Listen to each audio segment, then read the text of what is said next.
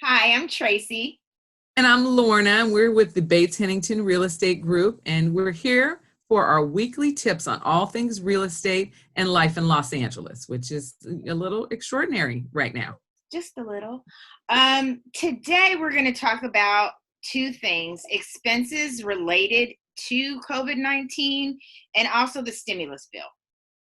So, you may have been hearing in the media that you can just not pay your mortgage or not pay your rent for 3 months. It's not exactly like that. And so, we want to give you a few tips we want to make sure you're aware of.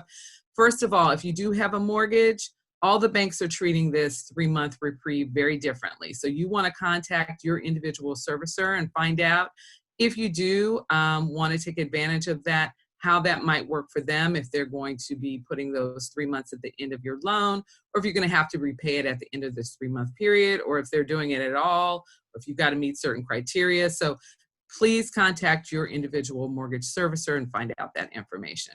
If you're renting, you don't want to just stop paying your rent to your landlord. You want to be in communication with them. So you probably need a letter from your job indicating that you've been laid off or that your hours have been reduced.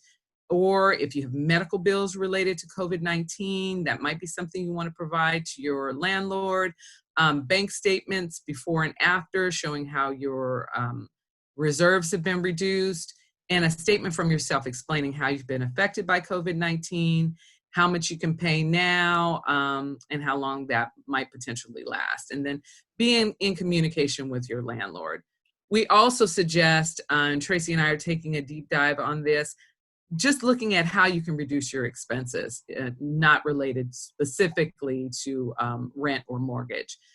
Decreasing the use of utilities, really studying your bank statements, your credit card statements to see what you can cut out or decrease, or ask a vendor for a cheaper amount, like Sirius XM in the cars that we're not driving very much, deliveries of food, going to cooking, cutting out magazines and newspapers that you're not really reading, those kind of things. Really taking a deep dive at what you can do to cut your expenses. And then Tracy? I'm going to talk a little bit about the stimulus payments and how they work, and our office did a great FAQ on it. So I'm just going to kind of read off of that some information that they gave us to share with you. Do you need to apply for the stimulus checks? No. They'll be sent automatically by the IRS, but if you haven't filed a tax return in 18 or 19, you should do so. And how much are you going to get? It's going to be $1,200 for an individual, and couples will receive up to $2,400 plus $500 per child. Of course, income requirements play into this. And so if you make $99,000 or more, you will not be receiving a stimulus bill, a check rather. When do you receive the money? We don't know how long it's going to take the IRS to send out all the money, but it's likely going to take weeks before the first payment goes out. So the bill simply calls for payments to be made as rapidly as possible, but experts say it could take longer. How do I get my money?